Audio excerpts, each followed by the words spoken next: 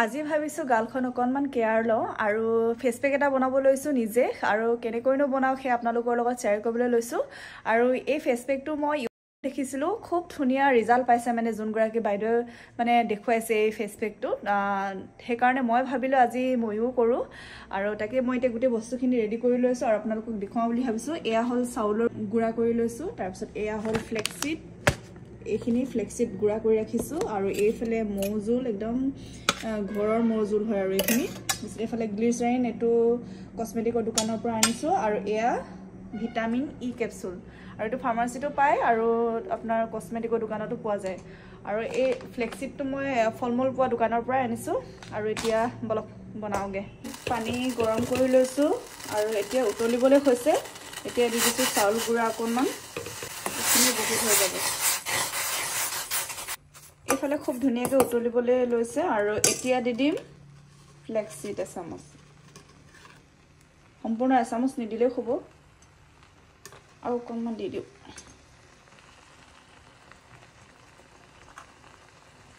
এতিয়া দুইখিনি সিজিবলৈ দিম ধুনিয়াকৈ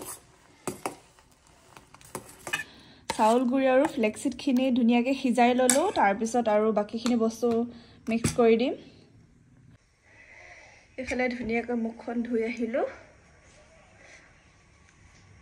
ফেস পেকটো লগোৱাৰ আগতে মুখখন ধুই লব ধুনিয়াকৈ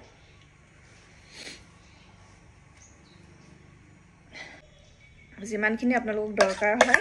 কিমান পৰিমাণৰ বনাব এয়া কেপচুলটো কাটি ললো এটা ফাৰ্মাসিত পোৱাটো গ্ৰীন কালাৰ হয় এটো মই কসমেটিকৰ দোকানৰ পৰা আনিছো ইয়াৰ হেৰিটো বেলেগ আকৌ কেপচুলৰ ডিজাইনটো বেলেগ এনেকৈ চাৰিটা দিলো আৰু এফালে গ্লিচাৰিন অকনমান মিক্স কৰি দিম বহুত বেছি দিব নালাগে সম্পূৰ্ণ এক থেপিও দিয়া নাই অকনমান দিছো আধা দিছো এতিয়া গুটেখিনি ধুনিয়াকৈ মিক্স কৰি লম আৰু ইয়াতে মৌজুলো আছে দেখা মৌজুলখিনি বাটিটোতে আছিলে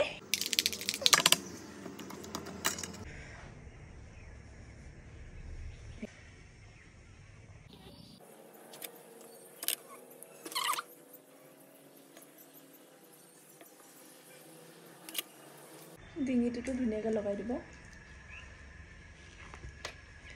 কাৰণ মুখখনৰ লগত ডিঙি কালাৰটো মিলিব লাগিব হেতু কাৰণে আমি যিকোনো ফেস পেক কৰিলে ডিঙিত কৰাটো দৰকাৰে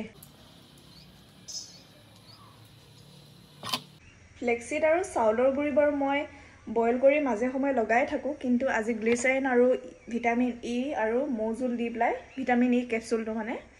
আৰু মৌজুল দি আজি প্ৰথমবাৰ লগাইছো ফ্লেক্সিডটো গালৰ কাৰণে বহুত ভাল আৰু মোৰ যেতিয়াৰ পৰা মই ফ্লেক্সিড আৰু চাউলৰ গুড়ি লগাবলৈ ললো তেতিয়াৰ পৰা মোৰ গালৰ বহুত দাগ আতৰ হৈছে মানে বেটা হোৱাৰ পাছত মানে বহুত দাগ হৈছিল মোৰ গালখন এতিয়া মই ইমান কষ্ট কৰিছো নহয় ঘৰতে মই বিভিন্ন ধৰণৰ মানে নিজে ৰেডি কৰি ফেস পেক মই লগাই থাকো 15 মিনিট এনেকৈ ৰেষ্ট কৰিম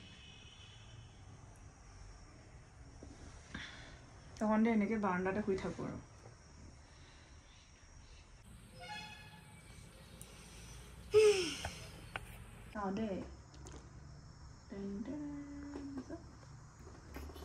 এফালে চকচোন গালখন ইমান ধুনিয়া লাগিছে কিবা গ্লো এটা অহা যেন লাগিছে আৰু এতিয়া ধুনিয়াকৈ মুখখন ধুই আহুগে আৰু সম্পূৰ্ণ মুখখন আপোনালোকক দেখুৱাই আছো